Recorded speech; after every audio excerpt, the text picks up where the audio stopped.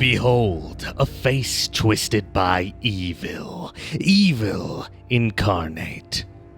It seems like years have passed since this young man awoke within a hidden laboratory somewhere in the Catskills. Years since he emerged from a high-tech capsule without any recollection of who or even what he was. Years since he came to finally believe that he was Peter Parker. In actuality, it has only been a few days. But now, some sinister genetic trigger suddenly erupts within him. Now, his face and body violently spasm out of control. Now, he suddenly stands revealed as the assassin with my face. Instinctively, Peter Parker draws his wife closer, deliberately using his own body to shield Mary Jane from the horror which stands before them. Peter, that thing used to look like you. What is it? He is a weapon, a killing machine genetically engineered by the Jackal for the sole purpose of destroying you. The voice of the man called Cain is as cold and as biting as serrated steel. Go! Escape while you still can. I'll find a way to beat him, just as I've beaten the Scarlet Spider.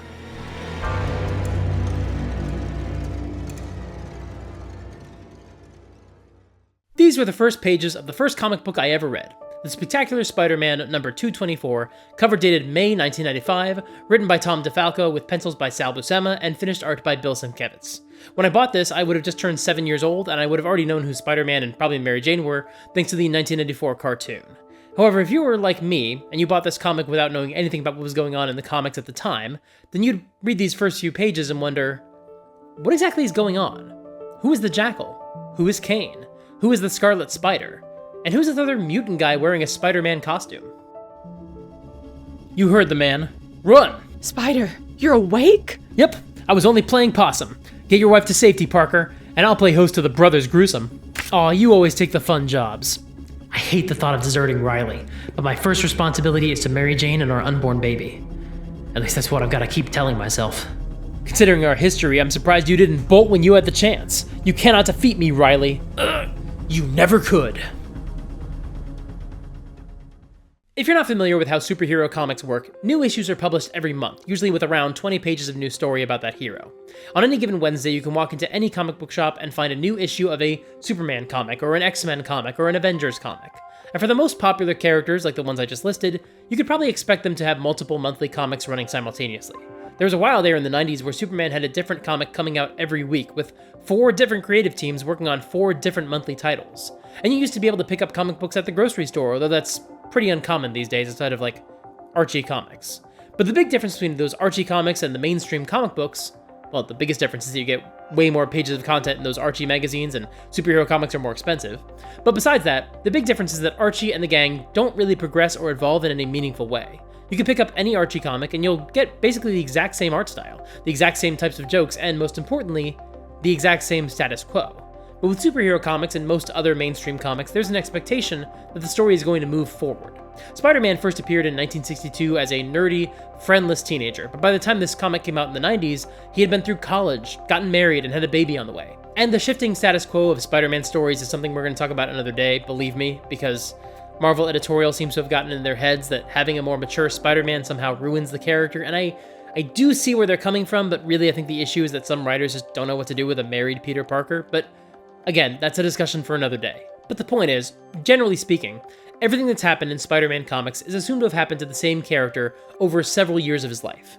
Not just because Spider-Man comics have been published continuously for 62 years does not mean that Peter Parker is now in his 80s. Time moves slower for comic book characters. Partially this is just some hand-waving nonsense to help preserve a character's status quo, but this is also partially because artists and writers only have 20 pages to tell a story every month, so a lot of stories span multiple issues. A single adventure that takes place over just a couple of days could take 3 or 4 months to tell easily. That's why the cover for this comic makes it clear that the current storyline is called The Mark of Cain, and that this issue is part 4 of 5. However, that's a bit misleading, because this story actually falls smack dab in the middle of one of the most infamous Spider-Man storylines, the Clone Saga. You really are quite hideous, my friend. The Jackal hit a new depth and depravity when he created you. You don't understand. I wasn't grown in one of his labs. I'm not a simple genetic tool. I am Peter Parker. Professor Warren did something to my DNA. He transformed me into this thing. This monstrous freak. And I won't be cured until I destroy all his enemies. My god, could this creature be telling the truth? No, I know who's the real Parker, and he'd never commit mass murder, not even to save himself. Would he? Gotta help Kane. He's not exactly one of my favorite people, but he's certainly better than the alternative.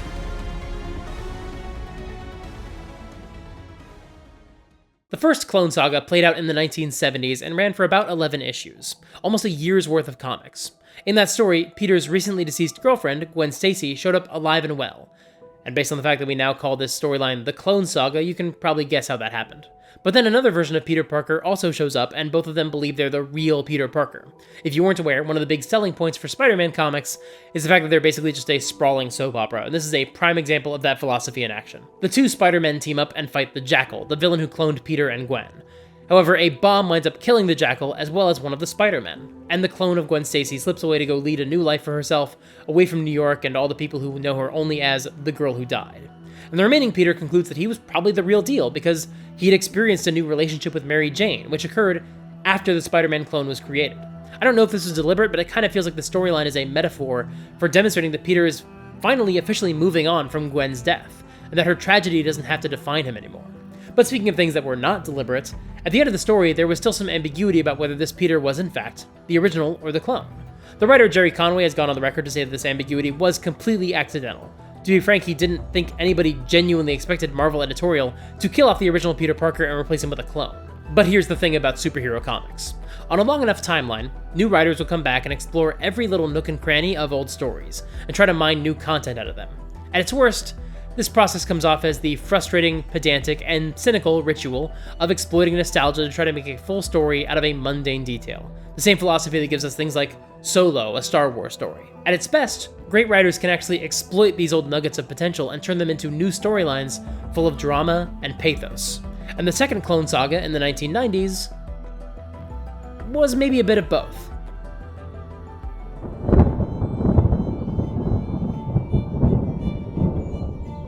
As cold and pitiless as a hard-timer's laugh, the evening rain hammers at Riker's Island.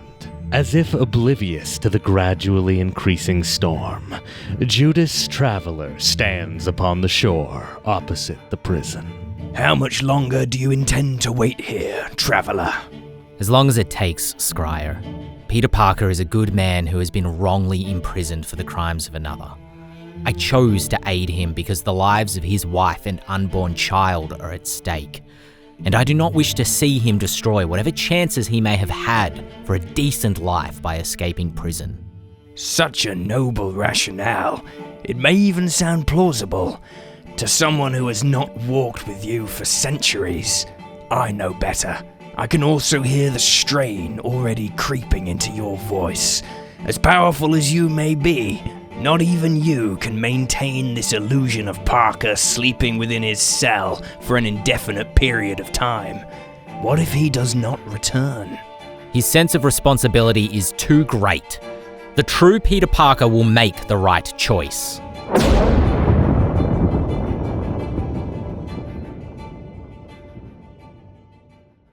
In the 1990s, DC Comics killed Superman, and then introduced 4 new Supermen who mostly all claimed to be the original Return to Life. And then these Supermen competed to be the best Superman. But some of them were more like the new superheroes of the 1990s. They were edgy, they were bad boys, and one of them even killed people. Eventually, one of these replacement Supermen turned out to be a villain plotting to destroy and or conquer the world, and the real Superman actually came back from the dead to beat up the bad imposter Superman and save the day. It was a pretty well done story that also delivered the best sales DC Comics had ever seen. They followed this up with Nightfall, which is the Batman story where a bunch of villains swarmed Gotham City and ran Batman ragged before he was finally ambushed in his home by a new villain, Bane, who was the one behind it all. Bane broke Batman's back, and Batman's new apprentice, Azrael, took over as Batman while Bruce left Gotham City to heal. But Azrael turned out to be more like the new superheroes of the 1990s. He was edgy, he was a bad boy, and he even killed people. Eventually, the real Batman returned from his sabbatical. Sabbatical? Is that anything? And he beat up the imposter Batman and saved the day. And so Marvel told its writers to come up with their own version of an epic story along the lines of Death of Superman. And lucky for them, a certain 11-issue saga from the 70s had left them an opening to do just that. In fact, considering some members of Marvel's editorial team didn't like that Peter Parker felt too grown up now that he was a married man with a kid on the way, there was even some talk from some editors and writers of potentially sidelining the original Peter Parker and replacing him with a clone who didn't have his life all figured out, and could thus return to an earlier status quo more similar to the one from the 70s. So the writers started foreshadowing the return of the clone, who had only appeared to die back in the original story. Now he called himself Ben Reilly, named after Peter's Uncle Ben, and Reilly coming from Aunt May's maiden name. And Ben Reilly actually winds up fighting crime under a new alias, the Scarlet Spider. But once again, the story focused on a core question. Which Peter Parker is the original, and which one is the clone? However, right from the beginning, the writers were beginning to include elements to the story that were going to steer the plot off the rails. For example, you know the guys on that page I just showed you? Judas Traveler and Scrier? I don't know who they are. Now, I haven't gone back and read any other issues from the Clone Saga, but I was an avid comics reader for a few decades. I'm still a peripheral fan who tries to follow what's going on with my favorite characters. I've listened to thousands of hours of comic book podcasts, watched hundreds of YouTube videos about old comic book storylines, I've run 2 different comic book podcasts myself, and I have no idea who these 2 characters are, despite the fact that they were in the very first comic book I ever read. However, it seems I'm not alone in that, because apparently the creative team wasn't sure who these characters were either. I'm not going to continue diving into the Clone Saga in enormous detail. There's a lot that's not relevant to what I want to talk about today, but there is an incredible series of blogs that break down the story of the Clone Saga along with the fan reaction and the behind-the-scenes drama, with some commentary from one of the people who worked on them, Glenn Greenberg, an assistant editor at the time. Those links are in the description below. And Glenn had this to say about Judas Traveler. No one, not the writers, not the editors, seemed to know who or what the hell Judas Traveler was. He was seemingly this immensely powerful, quasi-mythical being with amazing abilities. But what was the real deal with him? As I recall, J.M. DeMatteis really enjoyed writing him and had future plans for him. But to be honest, a character like Traveler didn't really fit into Spider-Man's world. And you know what? I feel a little better about not having any idea who this character is, considering the creative team also didn't seem to know. Fortunately, these characters play an extremely minor role in this issue, so I didn't need to know anything about them to understand the story when I first read it. And that's especially valuable since being newbie-friendly is the eternal challenge of superhero comics. Did I make a mistake? Should I have stayed with Ben? You're the perfect bait to lure Freakface, as you call him, into the right position. That wasn't necessary, you filthy murderer. We might have found a way to reason with him. Grow up, Riley. You should know that stone killers never respond to reason, based on your experience with me. Warren really outdid himself this time. Freakface seems capable of instantly recoding his own DNA. He can morph his body at will.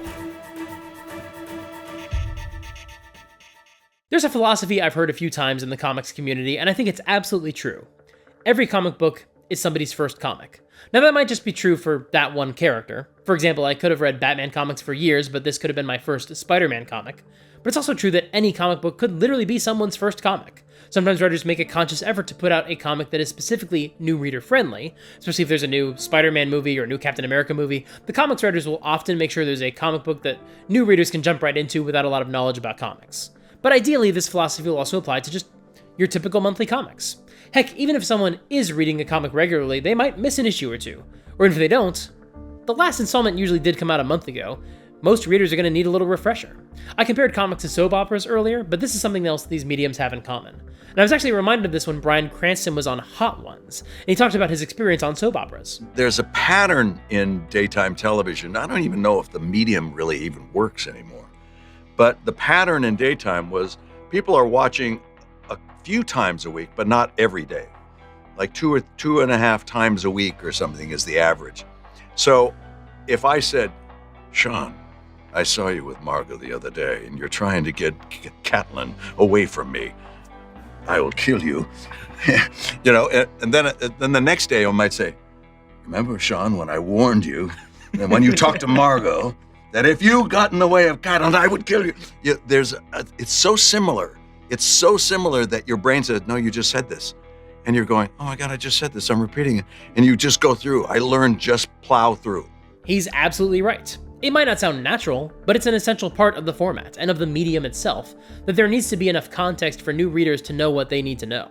They don't need to know everything. And in fact, Marvel Comics introduced footnotes in their comics that would literally say things like, "Go check out this comic if you want to know what these characters are talking about."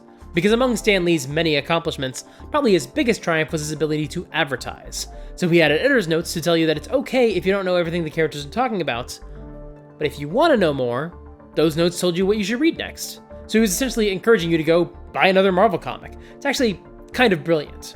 Now, some comic book writers are actually really good at working this exposition into the dialogue instead, so you don't even realize that they're catching you up on continuity you missed. For example, what do you know about Kane? Just from the dialogue I've included from this one comic. We know he's mysterious, he's got long hair, and he's a murderer, and he has no reservations about that. You might even say that he's a 90s style hero, and that he's edgy, he's a bad boy, and he even kills people.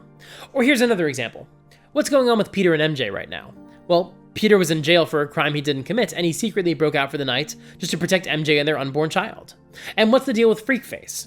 He's a clone of Peter Parker with some weird stretchy Clayface powers, and he thinks he's the real Peter Parker. Despite, all evidence to the contrary. Those spider powers of yours come in handy on occasion. Of course, if you weren't Spider-Man, I doubt we'd have those kind of occasions. You brought this on yourself, monster. I'm gonna leave my mark upon you, ripping the skin right off your ugly face. Try it. The Jackal knows all about you, Kane. He specifically designed me with your powers in mind. Come on, Kane. Time to beat your feet. Unhand me, Riley. Your desperate actions change nothing between us. Move it, mister. We need to move him outside, where we'll have room to maneuver.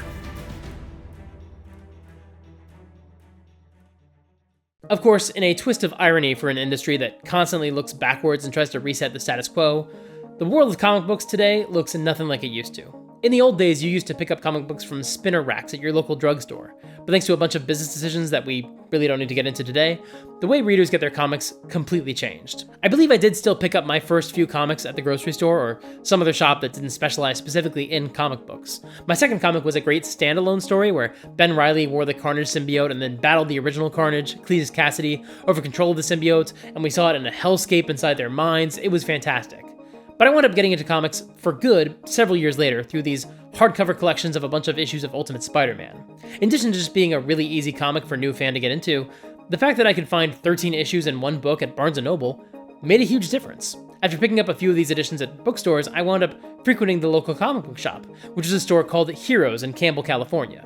And the appeal of a comic book shop was obvious. Unlike when you were picking up comics off the spinner rack at the local Wall Drug or wherever, a comic book store actually had inventory. If you want to track down old issues of Green Arrow or Punisher, you could peruse these huge boxes, the same way you could flip through vinyls at a record store. Which is a very old sentence, I guess. And this changed the culture around comic books. Now, if you wanted to find an old comic book story, you could seek out these back issues and put together a collection. You could hang out and chat with the other customers and the clerks, and assuming they weren't assholes, which definitely could happen. I'm not interested in romanticizing the past. Comic book shops can very easily breed an in-group, out-group mentality, and maybe we'll talk about that another day.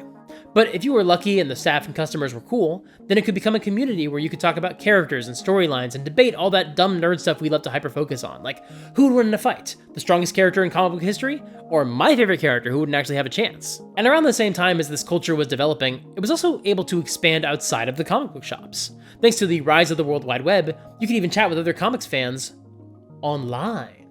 But these days, a lot of comic books are written not just for the comic book store, but for trade paperbacks, the collections you can find in bookstores. Because not only do these collections reach a wider audience, but they're also better at hooking in new readers, because you get a complete story in one go. I couldn't even count how many times I heard people talk about how they weren't reading a series issue by issue, they were waiting for the trade, waiting for the storyline to be collected and published.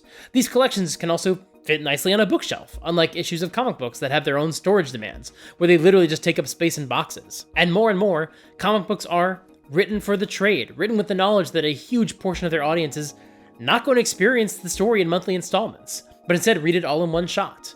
And so a lot of the dialogue that makes it so easy to catch up with the previous issues is gone, replaced by a recap page at the front of a book with a few paragraphs of text and some pictures of the relevant characters.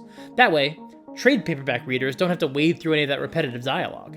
After all, you don't want to alienate a huge portion of your fan base like that. But with this change in how we read comics comes this rise in access to older comics. If you want to know what happened in an old storyline, you could easily find it reprinted in a paperback collection. Although even that wasn't required anymore. Because these days, you can figure out what happened in an old classic comic book storyline without even having to read it. You can go online and find a synopsis on Wikipedia or YouTube. You can keep up with new storylines and lore through podcasts and catch the most iconic moments on Twitter. Or, not Twitter anymore since it's a cesspool of Nazis and we're all bailing on it, but like so many online communities, it seems like the comics community is rebuilding itself on Blue Sky. We're in an era of unprecedented accessibility, and that's especially helpful for those of us who wound up unable to buy comics anymore. No arguments. Take that old black mask out of your back pocket, pull it on, and get to work. Speed it up, Kane! I can't stay up all night! A growing spider needs his rest! Shut up, Riley. Your insane chatter is very distracting. Don't just stand there, Riley. Make yourself useful. I could do with a late-night cappuccino. I don't find either of you clones the least bit amusing. You're both trying to steal my life. I am the real Peter Parker, and soon I'll be the only one as well. Parker barely managed to duck that car. He shouldn't be taking his chances like this. He belongs home. Heads up, people. Freakface is springing for a bigger vehicle, and this one's full of propane.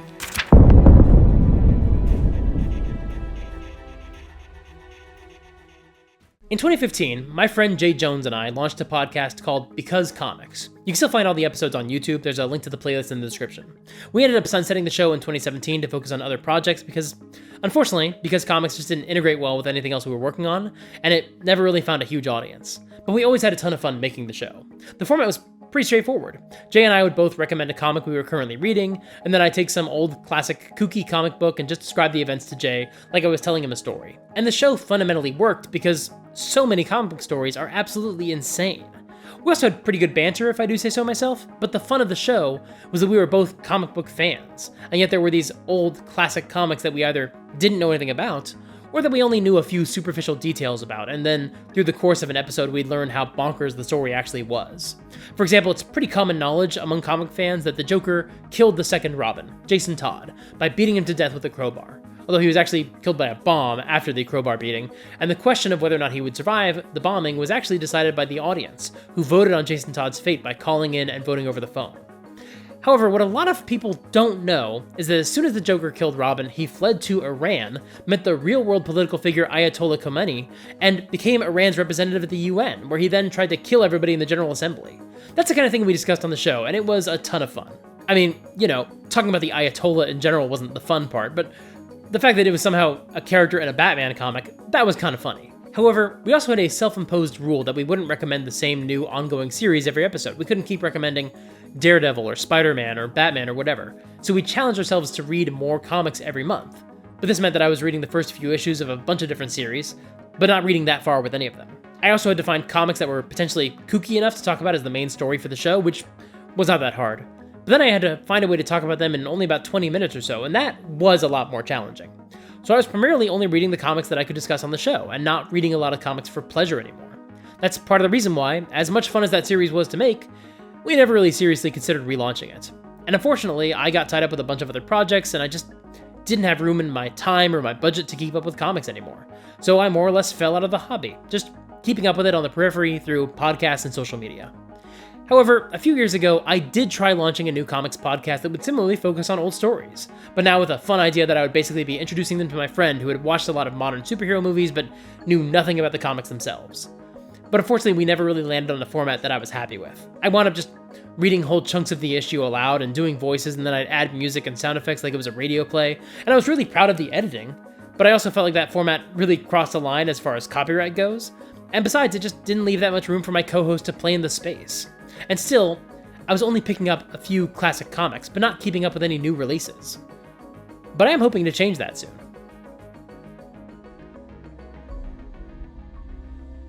Wait, he's turning around, heading back into the fire. I've been accused of a series of killings, which were probably committed by you. That's a lie. I'm as innocent as you are, Parker. I didn't kill anyone, and I can prove it by trading places with you. Your primary responsibility is to your wife, and that baby she's carrying. They need you, Peter. These days I'm hearing about all these great comics that came out during my hiatus, and some other great stuff that's coming out right now. Again, I don't really have the time or budget at the moment, but I really want to check out Jonathan Hickman's Secret Wars and X-Men runs, Chip Zdarsky's Daredevil and Batman runs, and right now I'm hearing such great things about DC's Absolute Comics line and Marvel's new Ultimate Comics universe. And I would love to find a way to talk about them on the internet, so I would basically be forced to set aside time to read comics because I'm making content about them, as well as maybe making those comics a tax write-off.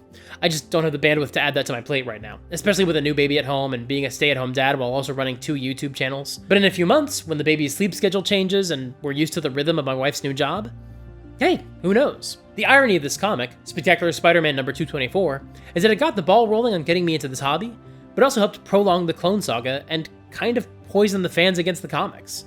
This storyline, The Mark of Cain, is the one that added more clones and sold fantastically, and so the brass at Marvel pushed the creators to keep the story going longer and longer. The reason they did that is because the industry just wasn't doing all that well, and Marvel would actually wind up declaring bankruptcy within just a few years. The comic book bubble was about to burst, and ironically, stunts like extending the Clone Saga were meant to keep them afloat, but they also just made it worse, as Marvel sold a bunch of variant covers in the hopes that the collector's market would help keep them in the black.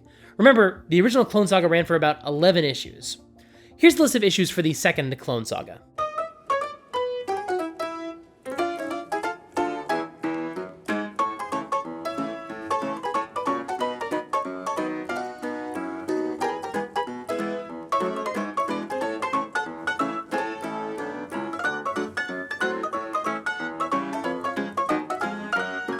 And yet, when I was 7, I didn't know about any of that. I hadn't experienced what happens when the money people tell the artists that they can't end their story because it's making too much money. Something I would experience for the first time when watching Lost, where the writers literally were not allowed to start wrapping up their show until they proved that they couldn't keep it going endlessly. Heck, as a young kid picking up this comic, I hadn't read any of the other comics in the Clone Saga. And aside of that Ben Reilly comic where he has the Carnage symbiote, I still to this day have not read anything else from the Clone Saga. Although thanks to cultural osmosis, I do know that Cain is yet another clone of Peter Parker. That's why he has the same voice as all the other Spider-Man clones. Naturally, that's the only reason. But again, when you're 7, all you know is that you got a dope Spider-Man comic book. And over time, you pick up a few others. Another Spider-Man comic, a few Batman comics. You read some issues of Spawn at your friend's house. Your drum teacher gives you some old Fantastic Four and X-Men comics. Your sister's godfather gives you his collection of Resurrection Man issues. The X-Men trading card game, to tie into the first movie, comes with a comic inside the box. You find the first few hardcovers of the Ultimate Spider-Man series at Barnes & Noble. Then, eventually you start going into a comic store every once in a while and picking up comics to catch your eye. A Titan AE prequel comic, all 6 issues of Star Wars Jedi vs. Sith, all the issues of Daredevil vs. Punisher, a few Hellboy trade paperbacks. Then on your family trip to Australia, you poke your head into a comic shop and find a comic with a superhero covered in blood, and the comic is called Invincible, and that's kind of funny, I'll check that one out. Oh, and then it turns out it's great. You start reading that comic when it comes out every month. Then you start finally reading Ultimate Spider-Man monthly, and you also check out the monthly issues of Daredevil, because you like the Ben Affleck movie, even though it's kind of bad. And hey, a bunch of these Marvel comics say they're leading up to something called Civil War, so I guess I should buy a bunch of these so I can experience the full story. And that's how they get you. Civil War is a pretty bad comic, but you know what? It got me reading comics every week, so I honestly can't even be all that mad at it. And that is honestly how I became a comic book fan. Just by basically returning to the scene of the crime over and over, and diving into podcasts and wikis to teach myself about all the old stories that I'd missed. But that being said, when it comes to a lot of the other things that I'm nerdy about, I didn't have to teach myself. I had a mentor. We're going to talk about that next month.